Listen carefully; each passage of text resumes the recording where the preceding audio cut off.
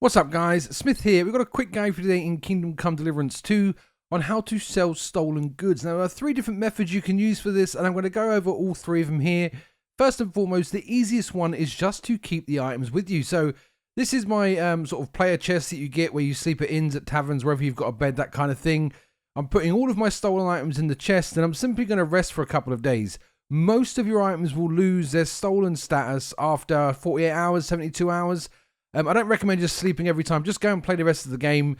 There's so much value in the armor you find later on that you will end up having hundreds of thousands of gold in your bag, but you're just not going to be able to sell it all because none of the merchants have a decent amount of money that I can find anyway. So method number one is simply to either keep the items on you or put them in your box and just wait for the stolen status to fall off. This is when everyone stops looking for it, that kind of thing. I prefer putting it in the box because the game does say guards can search you. They've not searched me yet, but I don't like running the risk of being caught. So that's method number one. There are two tricks here you can help as well. There is a skill that will let you lose the status faster in your inventory. Again, a bit more risky, but it's there.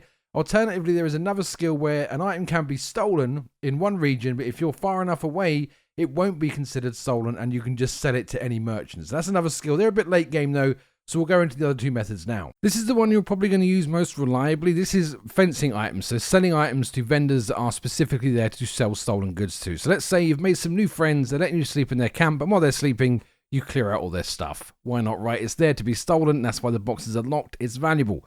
Once you've got them all, you can take them to a fence and sell them. Now, always save first, just in case, but so far I've sold dozens and dozens of items to fences, and I've not had any issues with any sort of criminal penalties, nothing like that. So for this particular fence, this is in the first region. You can only come here during the day. I mean, you can come at any point, but he will not talk to you during the day as a fence unless it's past a certain time and he's at his tent. So you can see him sort of wandering around doing his thing, but unless he's actually at his tent, he won't sell to you. So you want to speak to the fence and then sell all your stolen goods.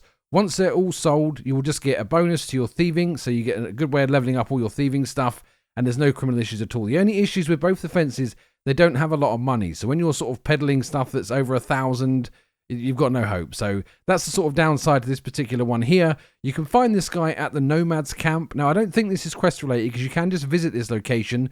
But if you visit and you're not welcome or anything like that, just follow the main story, pick up some side quests in the area. None of the side quests are hidden. There's tons of POIs and stuff like that will just give you straight side quests.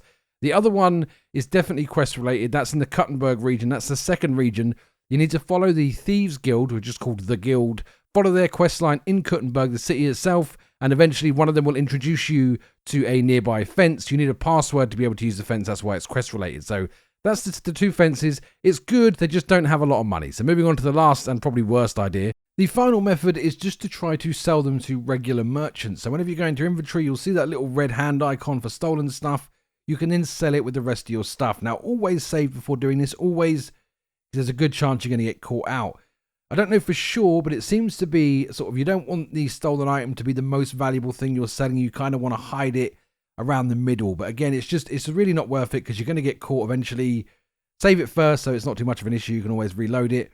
But typically, I don't recommend doing this one. So the best way of doing it in terms of efficiency and value for money, unless you'll really need a few hundred gold to do something, just put it in your box or keep it on your person, ideally in the box, and just play the game. Eventually, it will become unstolen and you can sell it at proper merchants who typically have a lot more money than any of the fences I've found. So it's nice and quick, nice and easy. Get winning and get back to the game. If we helped you out today, do like, subscribe, I do appreciate it. And I'll see you in the next one. Take care now.